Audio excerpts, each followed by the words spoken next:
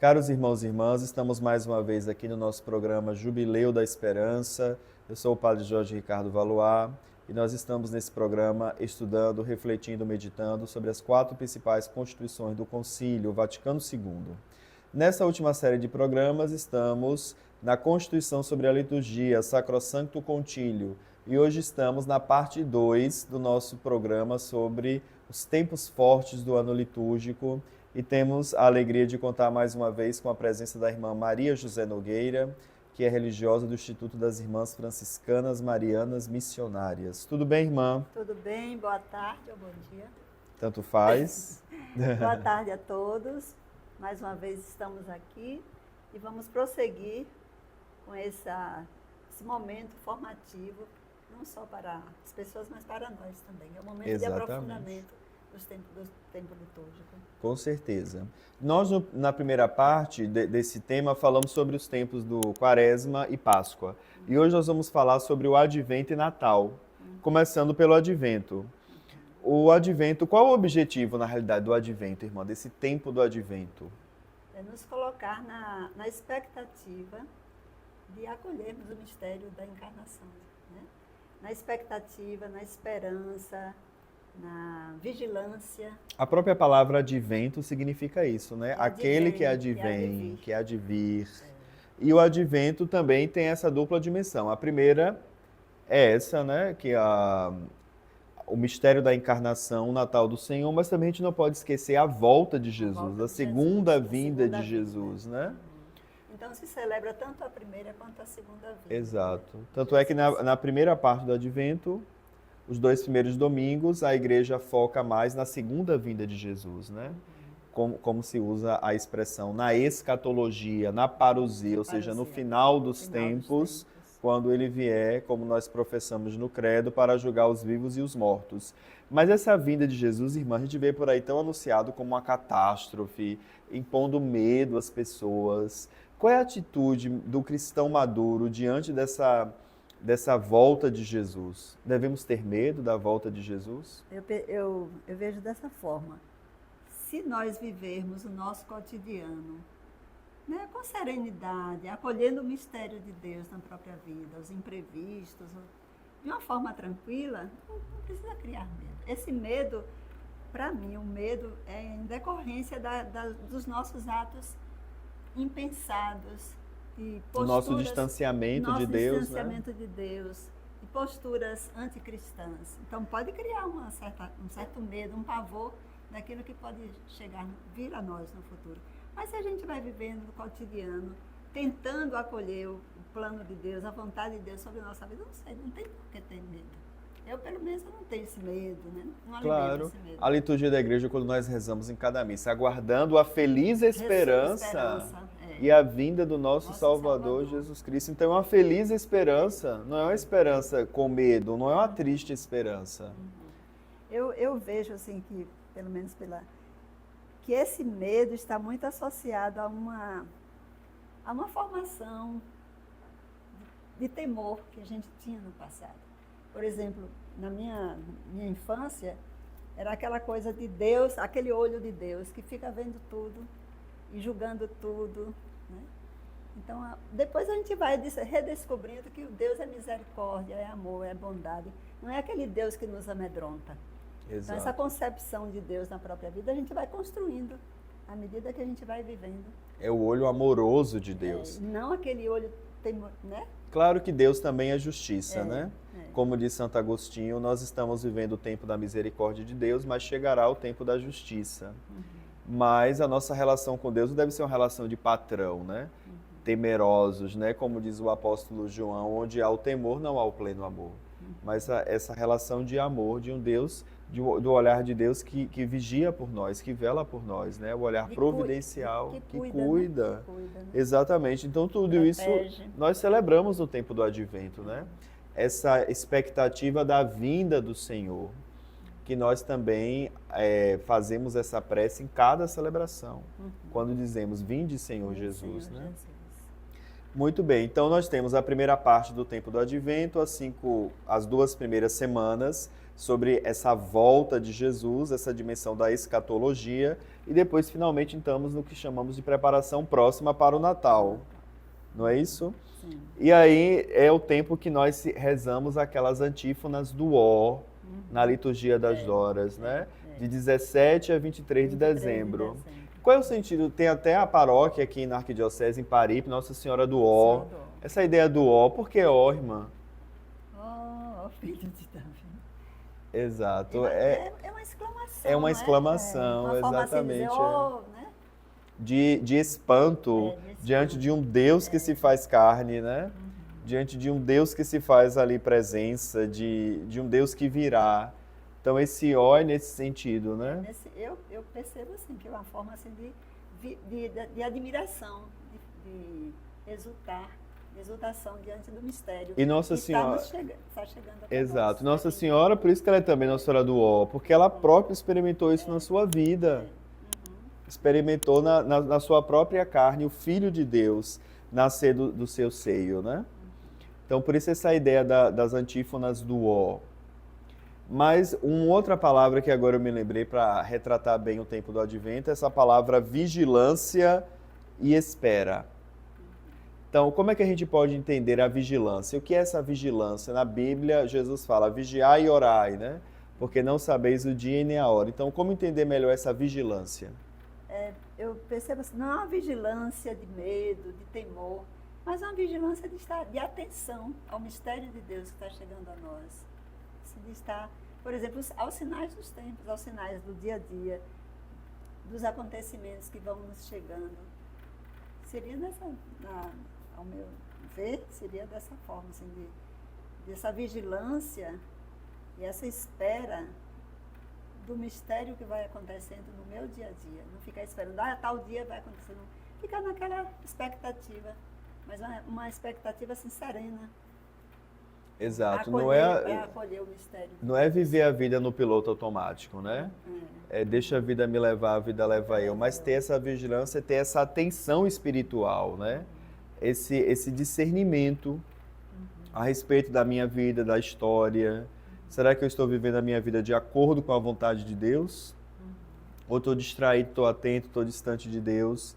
Então a vigilância nos leva a isso, né? Até sempre a nossa lamparina acesa. Não pode deixar faltar óleo na lamparina, né? Por isso que um dos símbolos do tempo do Advento é esse tema da luz.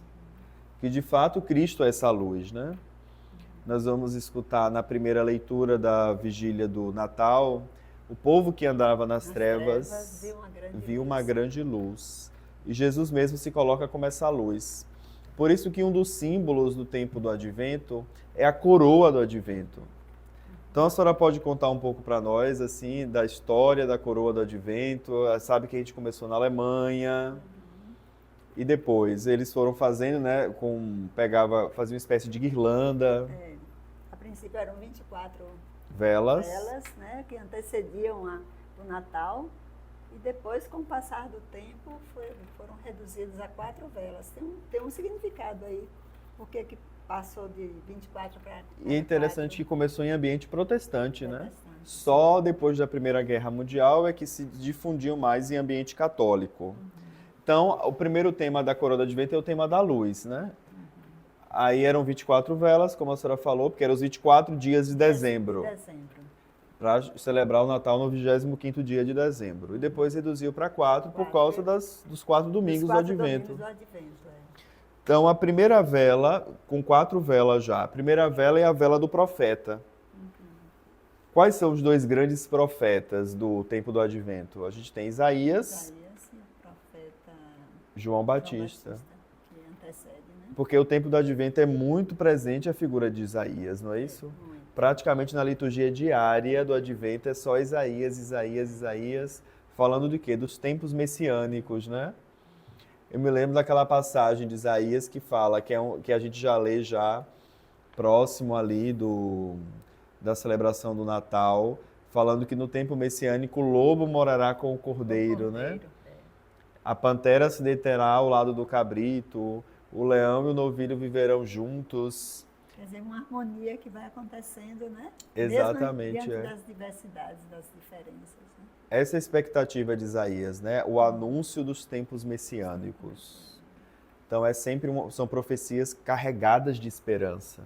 Nós estamos celebrando esse jubileu da esperança, o desejo é esse, né?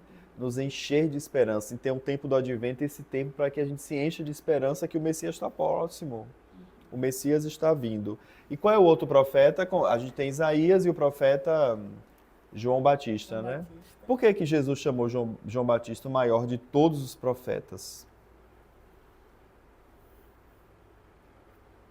Porque ele preparou diretamente a chegada, né? a vinda do Messias, né? Enquanto outros profetas... Eles estavam mais distantes. Exatamente. Né? E ele foi o bem mais próximo. Porque Isaías fala lá, o povo que andava nas trevas viu uma grande luz. Vai, né? Mas ele não viu essa grande luz. O outro viu, presenciou essa luz que chegou. Exato. Ele testemunhou a luz. Por isso, então, que enquanto muitos profetas falaram da vinda do Messias, mas não viram, João Batista não só profetizou, mas viu o Messias. Né? Eu gosto muito também daquela profecia de Isaías, quando diz assim, todo monte será abaixado, né? Aplanem aquilo que está colina, aplanem, o que é torto se endireitará. Essa colina aí representa o nosso obstáculo, os obstáculos que nos impedem de ver a Deus. Eles serão dissolvidos. Exatamente, Porque, por exemplo, se tivesse aqui entre mim e a senhora uma montanha, eu não te veria diretamente. Então, para eu te ver diretamente, tinha que remover a montanha. Por isso que Isaías fala isso, aplanem as colinas, ou seja, removam os obstáculos que nos impedem de ver a Deus, nos impedem de ter a nossa visão de fé esclarecida. E é o tempo do advento, de remover mesmo esses obstáculos, né? Remover aquilo que nos impede de ver a Deus onde? No mistério da encarnação. Então, a gente falava também de João Batista, então por isso que ele é o maior de todos os profetas. Porque enquanto muitos profetas profetizaram e não viram, João Batista viu. E ele é o encontro dos dois testamentos, né? João Batista é o encontro dos dois testamentos. Né? Essa comunhão entre o Antigo e o Novo Testamento. Exato. Por isso que o Evangelho de Lucas coloca os pais dele como pais idosos, representando o Antigo Testamento, né? E ele é a criança que nasce do velho, o renascimento da nova aliança em Jesus Cristo. Então esse é o primeiro sentido da vela, da primeira vela, que é a vela do profeta. Depois nós temos a segunda vela, que é a vela de Belém. O que aconteceu em Belém? O nascimento, né, de Jesus. A luz que chegou, a luz brilhou nas trevas. Exato. E para cumprir também a profecia de Miqueias, né? Miqueias diz, e tu, Belém de Éfrata, de modo nenhum és a menor das cidades de Judá, porque de ti nascerá o Filho de Deus, né? O Messias. Então a segunda vela do advento é a vela de Belém. A terceira vela é a vela dos pastores. Quem foram os pastores? Os que foram visitar Jesus. Os primeiros que foram visitar a Jesus, né? Foram os que estavam ali, porque demonstrando que Jesus tinha nascido. Nasceu numa estrebaria, num ambiente rural. Então, representa a vela dos pastores. E a quarta vela, por fim, a vela dos anjos. Os anjos que estavam presentes para anunciar o nascimento de Jesus, né? E o que é que os anjos disseram na noite de... Glória a Deus nas alturas, né? Que faz parte do hino do Glória, da missa. Paz na terra. Aos homens por ele amados. É daí que vem o hino do Glória, que teria sido composto pelo Papa São Leão Magno, também no século IV.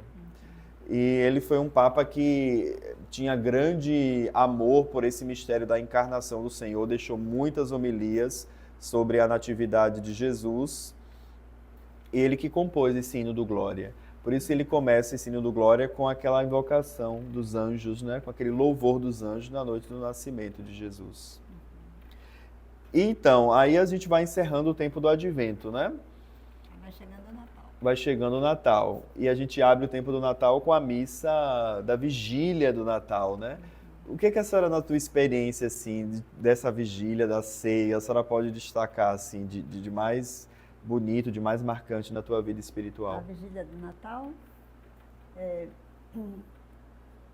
na minha infância, essa missa, essa vigília do Natal, era celebrada à meia-noite, que era chamada Missa do Galo, que era aquela expectativa, né, de uma missa festiva e tudo.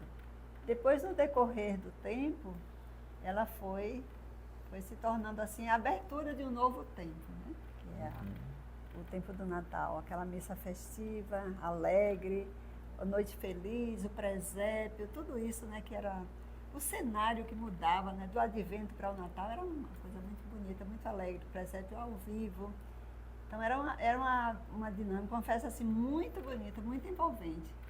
A festa da família, que as famílias se reuniam para celebrar. Exato. Então era muito assim essa comunhão de famílias, não só a família, nossa família, mas as famílias que se reuniam para celebrar. Para mim foi assim um tempo muito bonito, muito festivo, esse momento da celebração do Natal. Muito A gente bem. não compreendia bem o sentido quando criança, né? Depois a gente vai vendo, né? Mas sempre foi uma celebração de alegria e de comunhão. É interessante que no Natal nós temos 3 missas. No dia do Natal a gente tem a missa da vigília, no dia 24. Depois de manhã cedo tem uma liturgia belíssima, que é a missa da Aurora, que é celebrada na manhã logo cedo do Natal, né? E depois nós temos a missa do dia do Natal.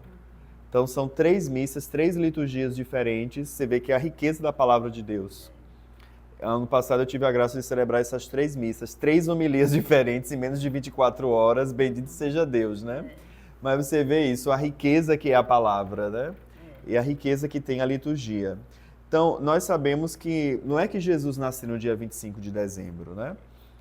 Mas a igreja colocou essa data porque nessa época se festejava uma festa pagã, que era a festa do Sol Invicto, não é isso? No dia 25 de dezembro, que é justamente quando eles celebram o solstício de inverno, no hemisfério norte. Então, no Ocidente, em Roma e nas igrejas a oeste de Roma, se celebrava o Natal no dia 25. Mas nas igrejas do Oriente, as igrejas que estão a leste de Roma, eles celebravam no dia 6 de janeiro, que depois se tornou a festa da Epifania. Do Senhor. Então, no Natal, nós temos essas 2 principais solenidades, né? A solenidade do Natal e a solenidade da Epifania. O Natal já é claro, celebramos o nascimento de Jesus. Mas e a Epifania? O que nós celebramos na solenidade da Epifania do Senhor? Seria a manifestação, né, do Senhor, de uma forma assim bem solene, ampla, né? De alguém que vem de longe. Os Reis Magos. Para presenciar esse Filho de Deus que está ali, né? É muito interessante. A distância, não eram pessoas cristãs, né? Judias, não tinha ainda cristianismo. Mas assim, que se movimentam, fazem essa grande peregrinação, porque algo de misterioso e de forte surgiu na vida deles, né? Guiados pela estrela, vão ao encontro desse novo ser que chegou na humanidade. Exato. É muito bonita essa celebração. O Evangelho de Lucas é fantástico, porque Lucas traz os pastores, né? E Mateus é que traz a visita dos Reis Magos. Então, os pastores representam o povo de Israel, que eram os que estavam perto. São os primeiros que vão ver o Messias. E os Reis Magos representam os povos pagãos. Os distantes. Aqueles que estavam distantes, mas Jesus veio para eles também. Jesus aparece como o Messias universal, não o Messias de um povo. Por isso que o Salmo que se proclama nesse dia da Epifania é o Salmo 72, que diz justamente isso: as nações de toda a terra hão de adorar-vos, ó Senhor. Mas na Epifania do Senhor, a senhora falava dessa manifestação do mistério de Deus. Nós temos ainda 2 festas associadas, 2 passagens do Evangelho associadas à Epifania. Não é só o nascimento, a visita dos Reis Magos. E antes de falar disso, a gente pode destacar também os presentes, né? Que os Reis Magos levam para Jesus, que também tudo tem um significado. Ouro, incenso e mirra, né? Exatamente. Qual é o sentido do ouro? A realeza, né? A realeza de Cristo. Cristo é rei.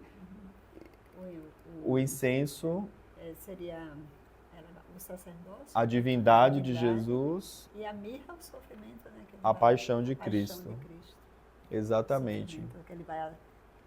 Então, os Reis Magos oferecem ouro, incenso e mirra. Ouro indica que Jesus é rei, Só que ele é um rei de outro tipo, né? É um rei que reina na cruz, o seu trono é a cruz, é um reino espiritual, o reino de Deus é um dos grandes temas dos evangelhos.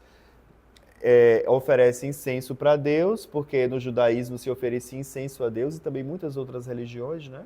Usa muito incenso. Então, quando se dá incenso para ele, indica que Jesus é Deus.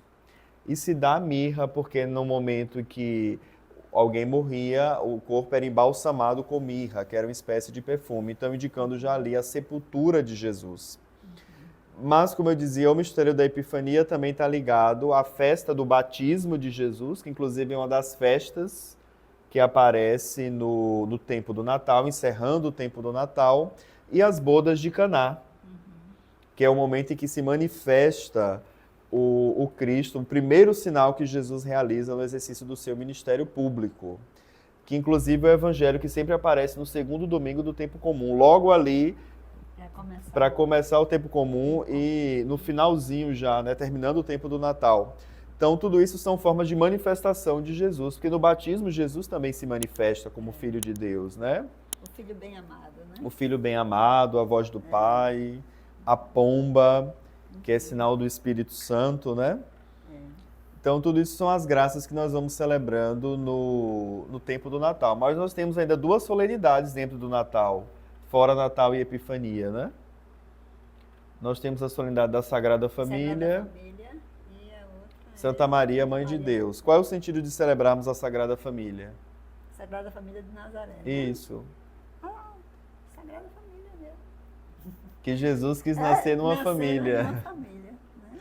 Jesus quis nascer numa família. Jesus. Então, para valorizar aquele primeiro ambiente dele, ele nasceu em uma família.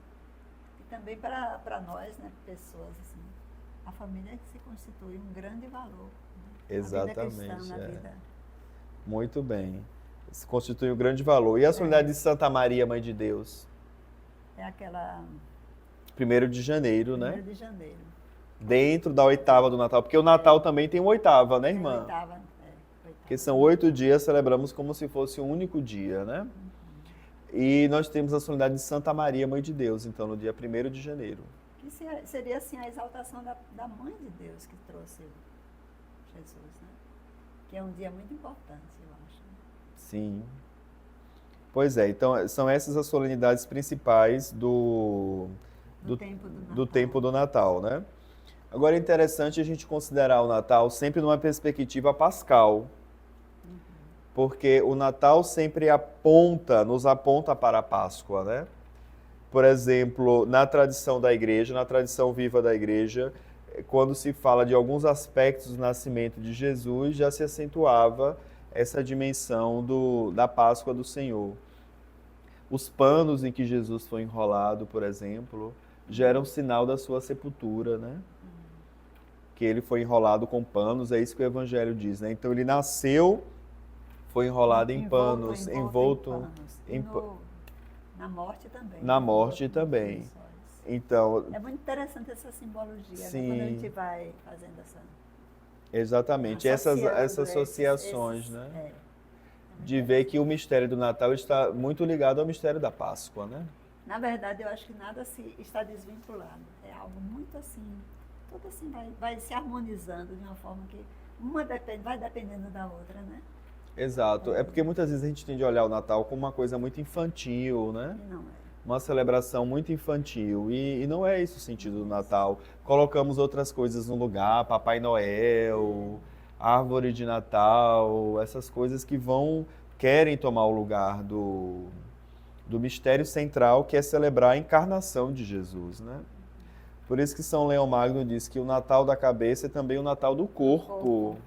Do corpo, da cabeça e do corpo. Então nós em Jesus somos chamados a renascer também. E muito falando bem. Assim do Natal, a gente lembra do presépio, né? Exato, Que a gente tem a alegria de celebramos 800 anos do presépio, da criação do presépio. E a princípio a gente atribuía a criação do presépio a Francisco de Assis. Mas ano passado, esse ano mesmo. Sim. Porque nós ficamos sabendo que o presépio foi criado pelos beneditinos. Só que eles faziam a celebração intramuros, né? Dentro do próprio claustro, nada era colocado para o povo, né? A participação do povo. Aí Francisco, celebrando, vivenciando o mistério da encarnação, ele foi ao Papa para pedir autorização para celebrar esse mistério com o povo de Deus. E aí ele em Grétio, ele convidou as pessoas para fazer um presépio ao vivo. Então, cada um ia assumindo o papel de um dos personagens. Isso é muito interessante, né? Que o ano passado a gente celebrou os 800 anos da criação do presépio. Que maravilha. E aí as pessoas... Foi uma festa que atingiu a muita gente, cada um assumia um papel. Uma que era Maria, outra que era José, outra que era o menino Jesus, que é um burrinho, que não sei... Então foi assim um presépio ao vivo, pela primeira vez que Francisco. Mas ele não é atribuição dele, ele expandiu, né? Ele trouxe uma celebração. Foi o grande divulgador, difusor. Mas não foi. Eu fiquei feliz de saber que os beneditinos foram anteriores, né? Porque a gente sabia até então que Francisco criou. Exato, o presépio em Grétio. Muito bem, então é muito importante a gente ter presépio nas nossas casas, né, irmã? De lembrar o nascimento de Jesus, por mais simples que seja, mas ser ali um sinal, né? Isso é a importância desse sinal. É como no mês da Bíblia, de termos a Sagrada Escritura, né? A Bíblia, né? Na nossa casa exposta. Exato. Que a gente vai se recordando. Que a gente vai também rezando, olhando e vai rezando, vai lembrando. E o presépio nos convida muito à oração. Sim. Né? Da contemplação do mistério da encarnação. Eu fico impressionado, é a humildade de Deus, né? A humildade de Deus de se fazer criança, né? De fazer um bebê, um recém-nascido, né? Como diz Santa Teresinha, grande mistério se faz, um Deus criança se dá, né? Vem na terra exilar-se. Então, realmente é um mistério muito grande essa encarnação. Então, foi uma intuição muito profunda dos beneditinos e depois de São Francisco de Assis de tornar público, né? O presépio, porque se torna um instrumento pastoral também, de evangelização. De evangelização. Então, mesmo as casas mais pobres, mais simples, também não precisa ter aquele presépio todo, não precisa ser um presépio napolitano, com tantas imagens, com tantas coisas, mas às vezes na simplicidade a gente consegue cumprir o papel do presépio, não é isso? Muito bem. Então, essas são as graças de celebrar o tempo do Natal, junto em preparação com esse tempo do Advento, e para que a gente vá crescendo na nossa fé. O ano litúrgico também, esses tempos fortes, eles têm uma dimensão pedagógica, porque nos querem inserir na profundidade da fé, nos fazer caminhar para uma maturidade espiritual. Porque celebrar, irmã, não é só a gente recordar, não é uma mera recordação psicológica de que Jesus nasceu 2000 anos atrás, mas celebrar vai muito além disso, é fazer memória. É um tornar presente no nosso hoje. Para Deus não existe passado. Então, quando nós celebramos o tempo do Natal, Jesus está nascendo ali no nosso hoje, está nascendo dentro de nós. E nós será que... E essa consciência é muito importante. Sim. A pessoa ter essa consciência de que não estava, né, psicologicamente, como se foi dito, né? Exato. Lembrando isso e aquilo. Não é uma memória, é algo que eu estou vivenciando agora, na minha vida. Exatamente. Tem outro sentido. Por isso o Advento, que é esse tempo de preparar a casa interior, para que Jesus nasça. E quando ele nascer, ele de fato achar um lugar digno para nascer em nós. Que essa é a nossa vocação cristã, dar Cristo ao mundo, sermos carregadores de Cristo, né? Como Nossa Senhora foi, por isso ela é considerada a imagem da igreja. Então, que beleza entender mais esses tempos tão importantes na nossa igreja, o tempo do Advento, o tempo do Natal. E assim nós encerramos mais um programa Jubileu da Esperança. Nós agradecemos pela audiência e voltamos na semana que vem com mais um tema do Concílio Vaticano II. Obrigada, irmã Maria José, por nos ajudar na reflexão. Deus abençoe também sua vocação. Também. Mais uma vez, parabéns pelos 50 anos de vida consagrada. Pois é. Eu tenho muita gratidão por esse... Eu não esperava tanto, né? No começo da vida religiosa, eu achava que eu ia viver assim uns 30 anos só de vida. No entanto, fui passando e já cheguei a esse tempo. Muito bem. E quem quiser conhecer mais o carisma das Irmãs Franciscanas Marianas Missionárias, é só ir na Paróquia São Francisco de Assis. Nós estamos na Paróquia São Francisco de Assis, são 2 fraternidades, em Salinas da Margarida, Barreiras, Formosa do Rio Preto, na Diocese de Barreiras, e em Moçambique. Muito bem. Na Arquidiocese de Maputo, na região de Moamba, nos interiores lá. E é um carisma missionário, não é, irmã? É um carisma de missão, de estar com o povo. É de ser uma presença sempre nova da graça, que ilumina, alivia e transforma. Maravilha. Então, quem quiser saber mais informações, é só procurar a paróquia, procurar as irmãs. Quiser fazer um caminho de discernimento vocacional, serão todas muito bem-vindas. Então é isso, nos vemos no próximo programa. Deus abençoe.